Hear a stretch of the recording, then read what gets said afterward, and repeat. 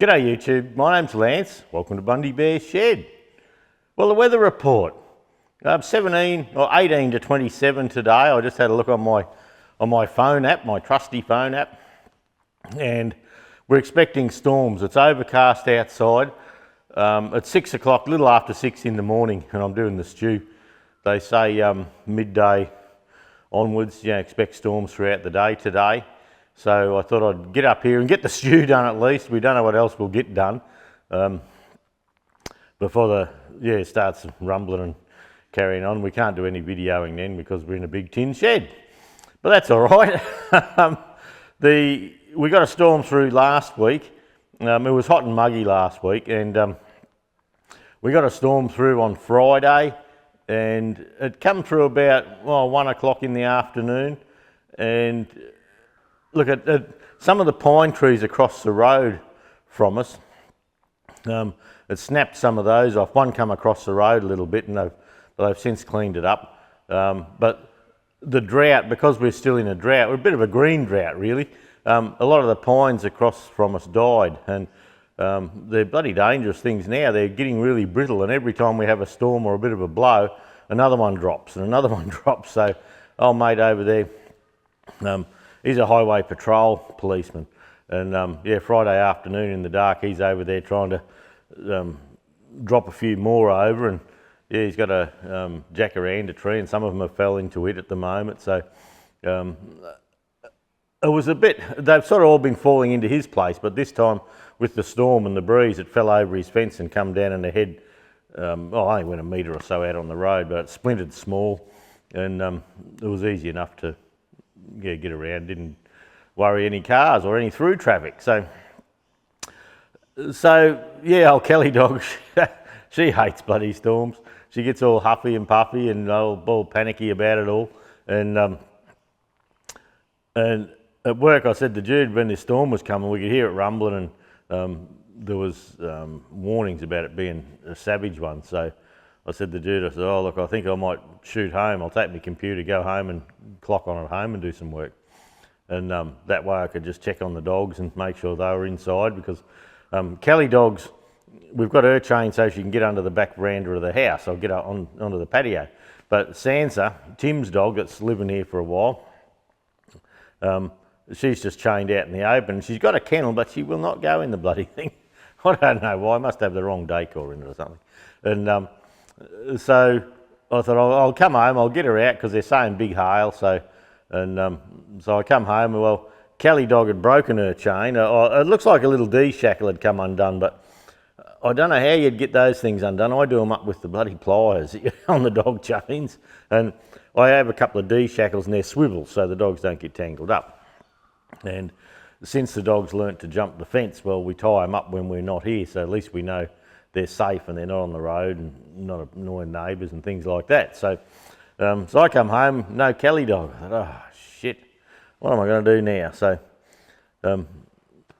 I called her a couple of times in the storm and nothing, and I went out the back to have a look if she was in the backyard, because in the past I've seen her sitting under the trampoline for the kids, and next thing she turns up behind me, dry as you like. I think she was in Sansa's kennel, and Sansa was sitting out and too silly to hop in the kennel. But anyway, so all's well that ends well there, but I come home and clocked on and did a bit of work at home, office work and things like that.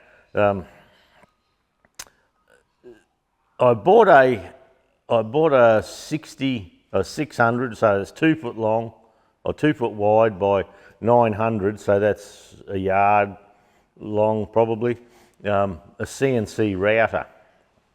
And I've gone that way because at home here, I've got the laser at work for doing the gaskets, and at home here, I've always been interested in a bit of hobby stuff, routing and things like that, but I have a hand router, but I'm not a wood bloke really. I'm a bit of a wood butcher. But I thought with this machine here, I can put end mills in, and I can cut out shapes in aluminum, set the feed rate and that, and look, carbide tool, and we should be able to rip through that, no worries at all. And we're looking at a laser module to put on the head of it, and so I'm trying to have one tool do all type thing, and this CNC router, where the X and the Y axis go, in and back and around and all that, I'm looking for a diode laser. Like the one in town's a CO2 one, and they've got to have a cabinet, and they've got a big long lens at the back, and you align it all with mirrors. And I actually aligned mine in there the other day. It was out a little bit, and boy, it made a difference. But on this setup here, we're actually looking for a diode laser. I don't need this one to cut deep wood or anything like that. I just want a laser that I can be in the shed here, find a pattern for a gasket, scan a gasket or something, put it on there, and away we go. So as time goes and I get older sort of thing, I'm going to try and build myself up a library of gaskets that I can cut with this laser. So it's got T-slots in the bed, and you put a bit of sacrificial MDF sort of timber on there, and then you can cut down into that or burn into that. It just doesn't matter. You don't do any damage. So if you know anything about the diode lasers and what we need to drive it, get in contact with us. bundybearsshed@gmail.com, the email address is the best one to have a chat on about it.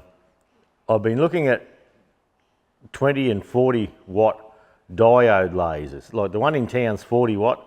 The other day I cut through a bit of 6mm MDF. I cranked it up to 22 amps and slowed it down, and it did it in one cut, and it did a nice job. I don't need to do that. Like with a router here, a CNC router, you can put pointy bits in and all that, and you can carve with it, and you can do all sorts. So anything to do with timber, I can just put a pattern in and away we go. And I'm probably going to buy a thicknesser as well, because Jude and I having a chat, and I said, the amount of pallets we have, they're only pine pallets, they're untreated, most of them nowadays, and I said, just as a little craft hobby thing, bit of fun, we could pull them apart, just run them through the thicknesser, just to deburr them really, and have a bit of fun. So that's just something that's completely apart from doing tractors. That's just having other interest in life sort of thing. So on Saturday I started cutting out the bench for the new CNC. I've got all the steel cut for the top and the legs and the supports across the top. We're using 1.6, I think it's 2 by 30 mil, and the rain's just starting on the shed now, and I've got that cut out, so hopefully today I'll get that done. You may notice in the background here, I haven't had a chance this week to do anything on the lift cover. Nicole, that works with us, she does all the eBay and phones, and look, we're so fortunate. We've got great workers and people that work with us. And Nicole's having 2 weeks holiday, so I mean, that's good. We like our staff to have holidays. They come back fresh, and it's just a good thing. But the other spanner in the works is that Alan, that works for us as well, Thursday he went home crook with the flu, and Friday he sounded like death warmed up, and he's got a roster day off today. We give our staff, every staff member gets a roster day off every month to do their own business and all that. And so his roster day's off today. So this morning, Judy and Ross will be in there running the show on their own. And last Thursday, Friday, they were. I'm in there upstairs, but I don't get involved in a lot of the phone sales, the downstairs stuff. We say downstairs. The counter and the shop is downstairs. My office is upstairs, and I don't get involved in that an awful lot because they have a flow, and you don't need the boss coming in being a pain in the arse, mucking stuff up. When I do the ordering and other stuff. I just run the show. So different stuff. So Judy and Ross have been under the pump a little bit there. We don't know how Alan's going to go. It's not COVID, but we don't know how Alan's going to go. It can be this week, but we might have a week with just 2 on board. So so Judy went in there yesterday for 3 or 4 hours just to print out the eBay sales, and she's printed the eBay out for a start to the day. She was in there at 6 this morning, 5:30 probably, and get things going. Ross will be in there at 7, and yeah, Ross sort of runs the show down the bottom. He does a great job. The other day he was on late shift, which means you start at 8:30 in the morning and go to 5. But he knew Alan was crook, so he come to town early and drove past and noticed Alan's car wasn't there. So I was running the show on my own, and I walked downstairs and I said, "What are you doing here?" He said, "Oh," he said, "I just come to town." And he said, I didn't think Alan would be here. So he said, "I'd come past," and he said, "if his car was here, I was just going to go and have a coffee." But he said, because his car's not here, he said, I'll come in. So he stayed the whole day, started early, worked late. And yeah, you can't tell how much we appreciate that. So it's a great thing. So anyway, this week's going to be hectic. Last week was hectic. When I ordered the parts for this lift cover off Sparex, there's this guide, and this guide guides the yoke at the back of your tractor, where your top link goes on, and this sits, sort of like that, and this pushes on that. It's a bit hard to explain, but anyway, this bracket here was broken, and I ordered the parts, but I'd missed ordering one of these, and Sparex had one down south, and I thought, this weekend I'd probably be wanting to put that together. So Friday night I stayed up late and I made one. And so I jumped on the lathe and turned that up. That's just out of a big old bridge bolt my mate Jonesy gave me years ago.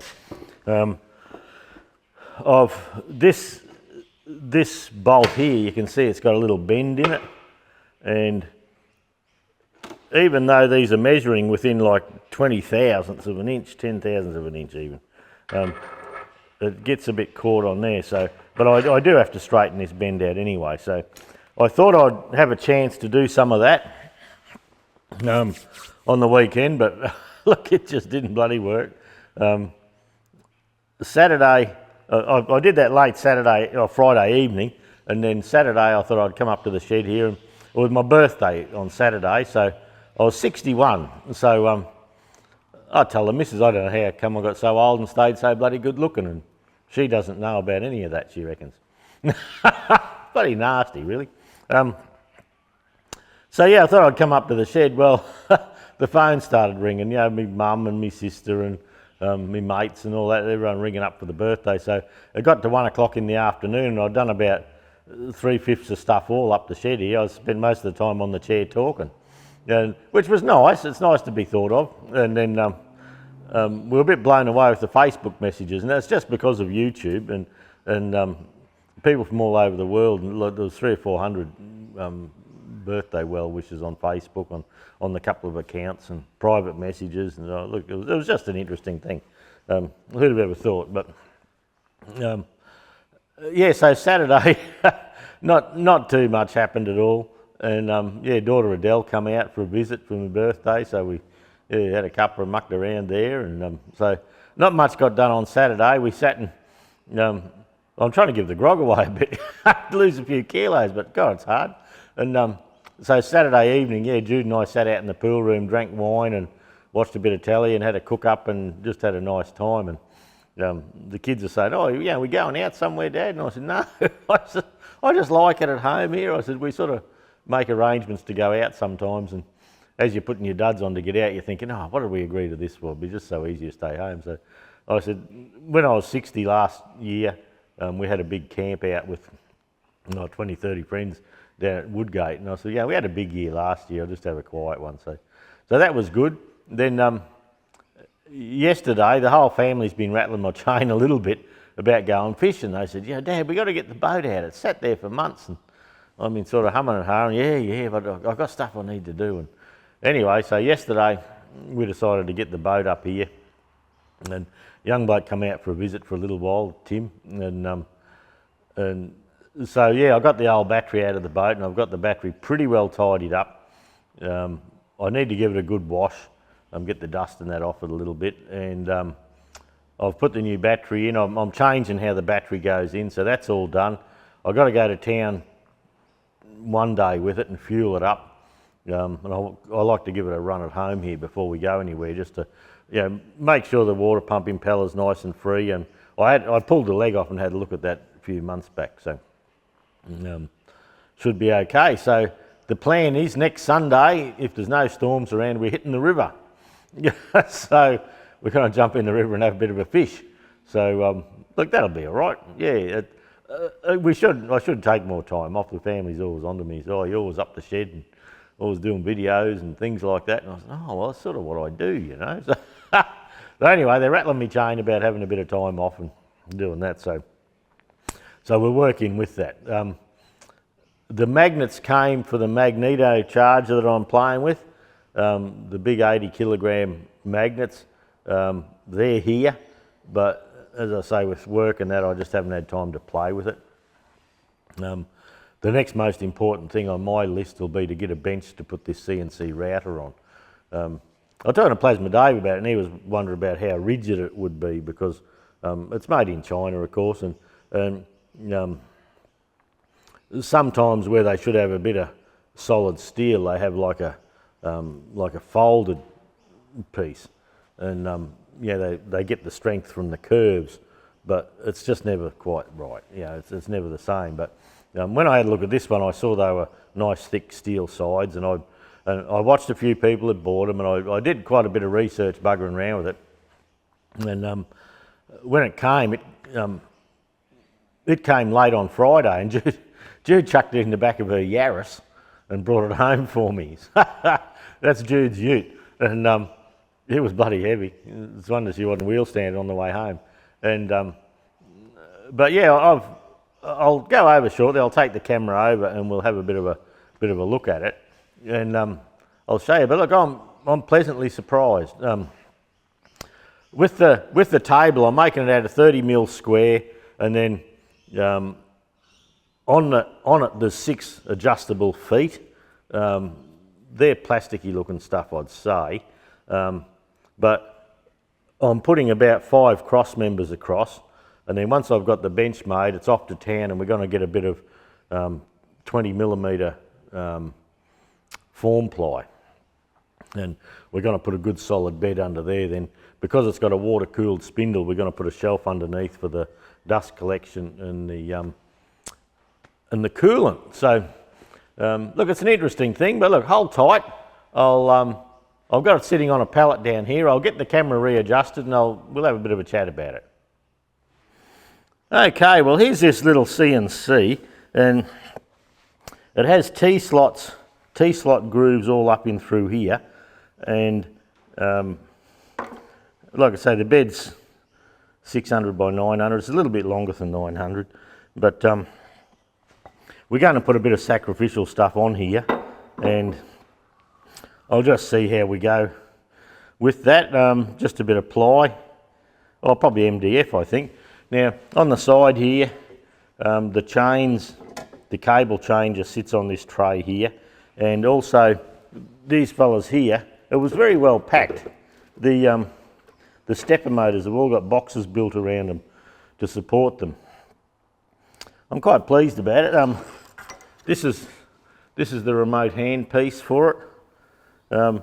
Now, they contacted me as soon as I bought it. They said, look, we've got a bit of a problem. The main controller, the main box that runs it all, we got them coming, but it'll be about a fortnight. Are you okay with that? And I said, yeah, look, that's all right. I don't mind so much. So yeah, that gives me time to build the bench and things like that. That support up there is folded tin, but this these uprights,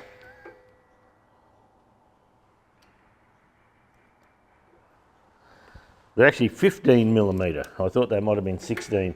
Oh, I better zero this out first. Yep. Oh, about 15.5mm. So if I put that across the other one, it's probably 5/8. So these fellas here, what's that? That's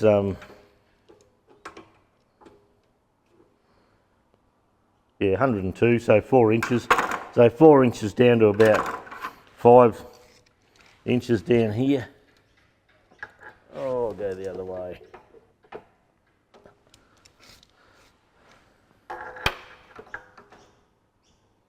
Yeah, 1.4 inches. So Yeah, that's all solid steel. Then the bracket down the bottom there, that's the same thickness, and it goes onto a ball race that goes up and back, and it's got like a 25 mil round piece on the top that it goes back and forth on. And where that rail is bolted down the bottom, that's this 15 mil again. And it's got just a tiny step, about 1 millimetre maybe, probably 0.5 millimetre, where the rail bolts on. So that's actually a machined surface, not just sitting it on the finished stuff. So that's okay. The front here, the front frame is 100 mil by the 15 mil again. So look, I'm very happy with how rigid it is. The package with all the nuts and bolts hasn't come either. It must be with the controller. These little feet, they're little plastic feet. They're sitting on ply. I imagine they'll settle okay. We'll just try and make sure we've got it nice and true. We have a water-cooled spindle here. You can see the hoses in here for the cool. That's 1.5 kilowatt. 1500 watt, make that. Crikey. Yeah, oh well, same thing. The Z-axis goes up and down 140 millimetres. It's a ER11 collet system. They only come with one collet, a 6 millimetre collet. So I've ordered a set of collets with it. Now, what the idea is with this here, this housing, so you can undo the 4 bolts there and the router head, the router spindle comes off. So what I'm looking to do is make a bracket there to put a diode laser on and bring him in, and it can do the X, Y and the cutting out and all that for our gaskets and our light materials that aren't sensible to do it with a router. So I'm pretty keen to have a play with that, but I talking to Plasma Dave about it the other day, and he's saying, when we put the laser here, we need a board to run it and all that sort of thing. Well, I'd probably like to buy a little package with all that ready to rock and roll. We don't need the Z-axis height. We can adjust that. There's a thumb screw here, and we can adjust that for our focus up and down, so we can have a set focus there and just run the X, Y in the G-code for it. So that'll be okay. I think that's a good thing, but overall, for a Chinese thing, I'm happy with the construction. I'm happy with the paint. This feels cheap. It's a plastic. If you dropped it, I think it'd break in half. But you can see we got cycle start, spindle on off, single step. Yeah, so you can go for X and Y's up and down, and it's running Mach 3 CNC manual remote controller. So whether you need that or not, I have no idea. Looks like something that would bugger up to me. It's a USB hookup, so I don't know. But yeah, that's that. So probably if it rains today and it's like spitting and all that, I will be making the bench to sit this on, and making a shelf underneath for the coolant. And it comes with coolant pumps and all that sort of stuff. So we've got, there's 5 parcels. This comes in 5 parcels, but they're coming in dribs and drabs. Like this was one on its own, and this was, I've had this a week. The rest of this turned up in 2 boxes.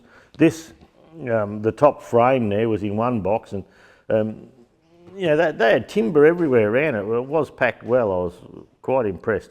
The only assembly I had to do here was the bolts down the bottom here, and you can see I've only got 1 in each side to stop it tipping. So I just sat it down on the frame there. There's an angle iron frame inside that that this bolts to, that's bolted to the other thick plate. So yeah, look, that's an interesting thing. It's interesting for me. I'm enjoying it. It's got ball screws for the, I suppose this would be X, that'd be Y and Z. So yeah, that'll be something coming up. More workshop than tractor, but look, it'll be an interesting tool. I'm planning on using it for the gaskets and I'm using it for the other, but I just thought this looked a more sturdy item that gave me other options apart from just buying another laser for at home here, which is what I was thinking of doing.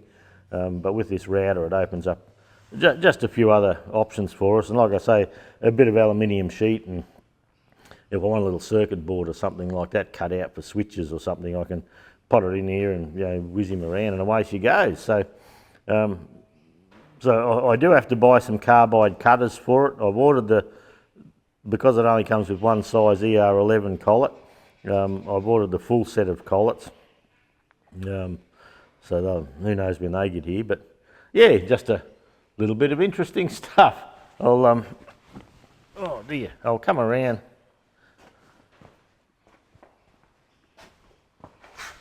And you have your cable chains and all that sort of thing around the back end here. Once again, the stepper motor is all boxed up so you can't pump it. So when I'm making the table is big enough to cover the stepper motors, so that stepper motor will be above a bit of wood, so if something bumps the whole setup, it won't bugger up that stepper motor. All the cable chains and that. But for the moment, it's just for the moment it's just get it set up safely so I can have it up on a bench at a good working height and go from there. Okay, another thing I did through the night last week was, this is the 135 multi-power tractor, and I've had a couple of parts hanging around that are becoming a nuisance, and so I thought, bugger this, I'm just going to put them on the tractor so I'm not shifting them, because I've got the shop now so I can pressure clean it out, but I'm always stacking stuff on this tractor to get it up out of the way. So I thought, right, I've got new brake drums, new brake shoes, 188 Massey Ferguson foot plates because of the extra length, and I thought I'd bring that in, and I'll just shift this stool out of the way. I thought I'd bring that in, and when I was hooking it all up, I'd put the brake drum on, this fella here, and I couldn't turn the wheel. And what was going on there was, I'll shift the camera up a bit further away if I can, just to bring into the frame a bit better. And you can see the porta power there. Well, what was happening, and I spent like 2 or 3 afternoons on this bloody thing. When I come home from work, I think, right, it had me a bit beat, but what had happened is, over some stage in its life, this brake backing plate had bent. And the top shoe was sitting nice and square, the bottom shoe here was sitting crooked, and even though you have the adjustment screws at the back here, I couldn't get it straight enough by adjusting the screws. So so that's what the porta power's doing here. I actually set it up, and on the Facebook, on Bundy Bear Shed Facebook page, you'll see I had a ram here, and I actually jacked it all straight with the ram. The backing plate now is within 1 millimetre of being correct, and I've adjusted it up and it turns fine. Where before you could get the brake drum on, but you couldn't get any adjustment because of the bend in the backing plate here. So I had a ruler on the flange of the axle here, and the digital caliper, and I just went around and measured it up. The one on the other side is fine. It's nice and straight. I did a test on it as well, but yeah, that took a little bit of buggering around. You couldn't actually see it by eye bent, but once I put the ruler, I've got a pretty flexible little steel ruler, and I bent it around like that, and then that gave me by pushing that against the axle flange, that gave me something to run around, and that's when I found it. It was bent by about 11 millimetres, so there you go. That's when everyone thinks I'm doing nothing, I am getting little jobs done. And there's the boat, almost ready. I've just done all the tyres and things like that. I've put a new battery up in the front there.